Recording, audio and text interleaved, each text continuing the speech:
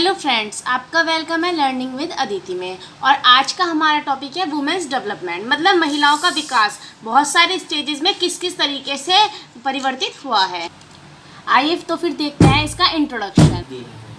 महिलाओं की स्थिति में अनेक परिवर्तन होते आ रहे हैं, क्योंकि महिलाओं की स्थिति पहले कुछ थी, बीच में उनकी स्थिति बहुत ज़्यादा ही खराब हो गई और अब उनकी स्थिति में काफ़ी अच्छे परिवर्तन आए हैं। महिलाओं को पुरुषों के समान कंधे से कंधा मिलाकर चलने का अधिकार प्राप्त है। आज के समय में महिलाओं को पूर्ण रूप से पुरुषों के समान मिलकर चलने का पूरा अधिकार है, उन्हें अपने सारे व्यूज़ रखने का अधिकार है और महिलाओं के प्रति जो भी अत्याचार हो रहे थे उन पर रोक लगाई गई। वे सरकार द्वारा उसके विरुद्ध अनेक कार्यक्रम चलाए जा रहे हैं, क्योंकि महिलाओं के विरुद्ध पहले बहुत से अत्याचार होते थे, जैसे कि हो गया उसमें बाल विवाह हो गया, महिला भ्रूण हत्या हो गया,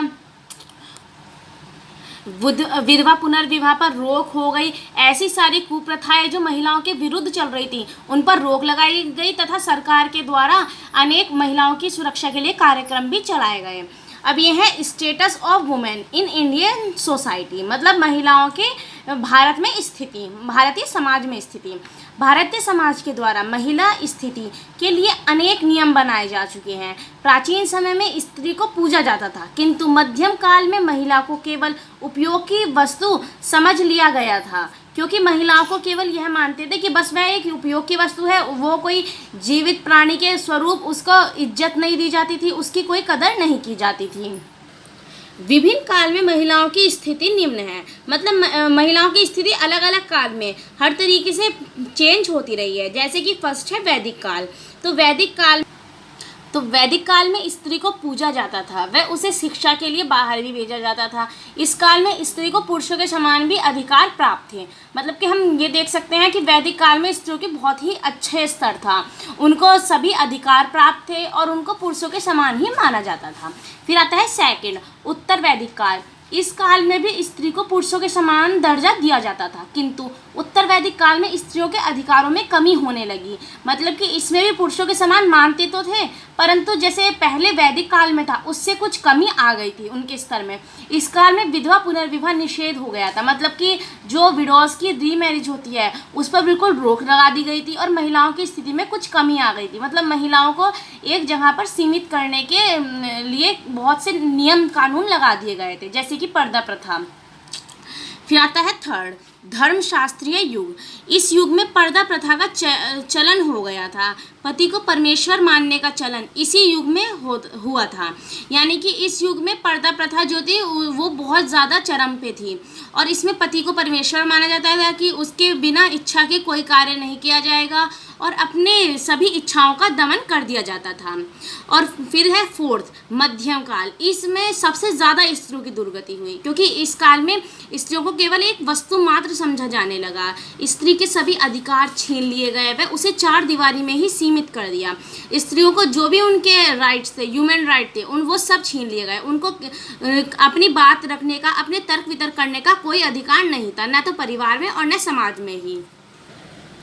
अब फिफ्थ आता है आधुनिक काल। ये सबसे मतलब जो अब चल रहा है वो है आधुनिक काल। आधुनिक काल में स्त्री की स्थिति में पुनः सुधार हुआ है, मतलब आज के टाइम पर हम देख सकते हैं कि जो मध्यकाल में स्त्रियों की बहुत ज़्यादा दुर्गति थी, आजकल उसमें बहुत सुधार हुआ है। स्त्रियों को अपने अधिकार दोबारा से प्राप्त हो गए हैं, वो बाहर शिक्षा के लिए भी जाती हैं और उनको अपने सारे ह्यूमन राइट्स दोबारा मिल चुके हैं। और उसी के साथ साथ स्त्रियों को पुरुषों के बराबर माना जाने लगा है आज के टाइम पे। धर्मशास्त्रियों द्वारा बाल विवाह, पर्दा प्रथा, सती प्रथा आदि कुप्रथाओं में काफ़ी सुधार हुआ है, क्योंकि आज के टाइम पे भी कुछ ऐसे पिछड़े वर्ग हैं जहाँ पर बाल विवाह को मान्यता दी जाती है, किंतु यह सरकार की तरफ से पूर्णतः निषेध है। इसके लिए विवाह की एक आयु निर्धारित की गई है, जिससे कम उम्र में विवाह करने पर बहुत से इसको कानूनी अपराध के रूप में लिया जाता है तथा कठोर दंड का प्रावधान है। अब यह है different development of women and in different perspective, मतलब महिलाओं का अलग अलग जहाँ पर उनके डेवलपमेंट, जो उनका विकास हुआ है वो अलग अलग जहाँ पर अलग अलग रूप से विकसित हुआ है। जैसे है पर्सनल स्टेज। पर्सनल स्टेज में महिलाओं की खुद की स्टेज आ गई, मतलब वो अपने लिए जो भी उसके लिए महत्वपूर्ण निर्णय है वो उनका अपनाने का अधिकार वो उसके पास स्वयं है। अगर उसको कोई चीज़ सही लगती है, गलत लगती है, वो अपने व्यूज़ सही से रख सकती है। सेकंड है फैमिलियर स्टेज, मतलब कि महिलाओं को परिवार में ही मान्यता दी जाती है। अगर घर में कोई भी कार्य हो रहा है तो उनसे पूछकर ही किया जाता है। थर्ड है सोशल स्टेज, सामाजिक स्टेज, मतलब जैसे सोशल स्टेज में आ गया सामाजिक स्तर पर महिलाओं को समाज में महत्वपूर्ण भूमिका दी जाती है। महिलाओं के लिए काफ़ी सारे उनको मान्यता प्रदान है, उनको पुरुषों से कम नहीं आंका जाता है। नेशनल स्टेज, नेशनल स्टेज में महिलाओं को आरक्षण तक प्राप्त है। तो महिलाओं को कुछ सीटों पे ऐसे आरक्षण है कि जिससे महिलाएं आगे बढ़ चढ़कर अपना योगदान दें और समाज में अपनी स्थिति को उन्नत बना सकें। फिफ्थ और लास्ट है इकोनॉमिक स्टेज। आज के टाइम पे महिलाएं बढ़ चढ़ कर कार्य करके, बाहर जाकर जॉब करके अपने परिवार को आगे बढ़ा रही हैं, अपने परिवार के जीवन स्तर में सुधार कर रही हैं, जिससे महिलाओं को काफ़ी योगदान मिल रहा है।